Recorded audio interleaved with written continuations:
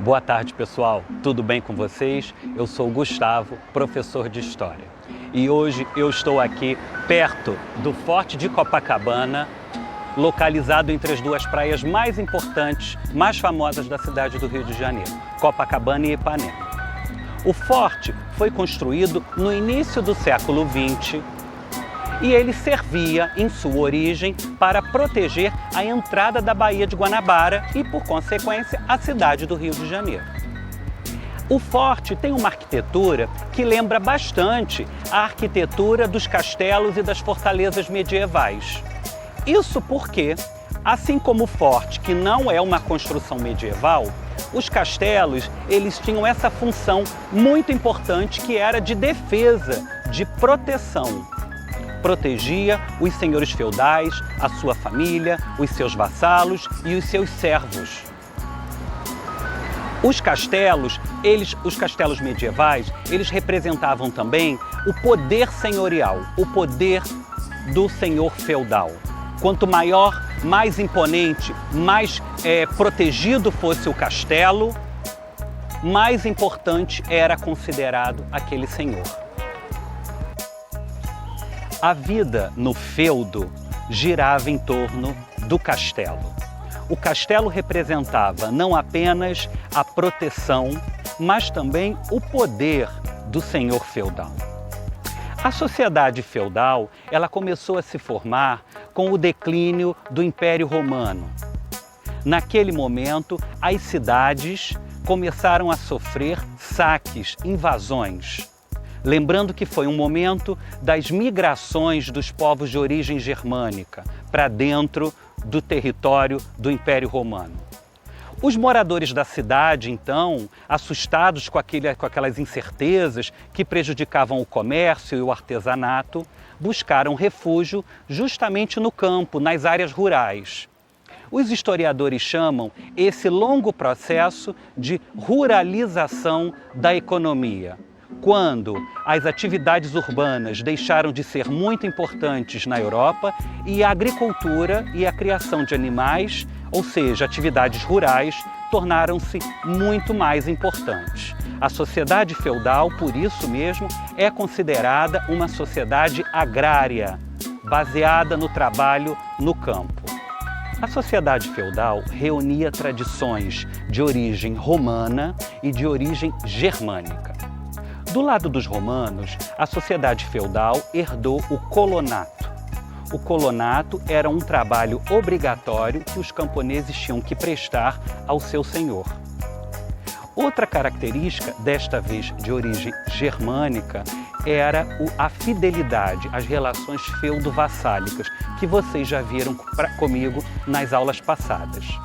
Significava o seguinte: um guerreiro mais valente concedia um feudo, um direito, um domínio a um guerreiro do seu grupo, por algum serviço prestado. E esse guerreiro jurava fidelidade ao seu senhor, que se tornava seu suzerano. Lembra das relações suzeranos e vassalos? Essa era uma tradição que foi herdada dos germânicos. O feudo era geralmente um domínio territorial concedido por um suzerano a um vassalo, naquela cerimônia que vocês já estudaram, que era o juramento de fidelidade, as relações feudo-vassálicas. O feudo, ele consistia em uma porção de terra que era passado, o domínio dessa região era passado de pai para filho, ou seja, era um domínio hereditário. Geralmente o senhor feudal passava esse domínio para o seu filho mais velho. Dentro do feudo, tudo era de domínio do senhor, inclusive os camponeses que ali habitavam. Esses camponeses também tinham que jurar fidelidade ao seu senhor, eles se tornavam servos. Os camponeses, em troca do trabalho que eles prestavam para o seu senhor, eles eram protegidos. Lembra que o castelo tinha essa função de proteção? Então, a proteção de tudo aquilo que vivia dentro do feudo cabia ao senhor feudal e aos seus cavaleiros. Em troca, os servos, os camponeses, as pessoas que trabalhavam, tinham que pagar impostos. Por exemplo, as banalidades. Banalidade era um imposto que os camponeses pagavam por usar algum equipamento que estava dentro do feudo. Por exemplo, um moinho, um forno, tudo isso era de domínio do senhor. Portanto, para usar, os camponeses, os servos, tinham que pagar banalidades. Outro imposto pago pelos camponeses era a talha. A talha era o seguinte: o senhor feudal permitia que esses camponeses cultivassem a terra. Porém, era obrigatório que eles dessem parte dessa colheita para o senhor feudal. Além da talha, havia também a corveia. A corveia era um trabalho obrigatório que os camponeses, os servos, tinham que cumprir nas terras do senhor feudal, que eram chamados de mansos senhoriais. Os feudos, eles eram autossuficientes, ou melhor, quase autossuficientes. O que eu quero dizer com isso?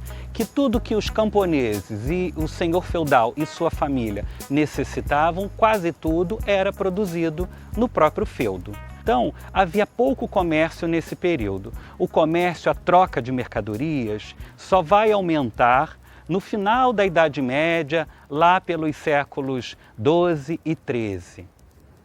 E também o desenvolvimento do comércio acaba gerando também o aumento das cidades. Mais pessoas vão habitar as cidades, mas isso é assunto para a próxima aula, as cidades medievais. Aqui eu me despeço, bom estudo para vocês, tchau pessoal!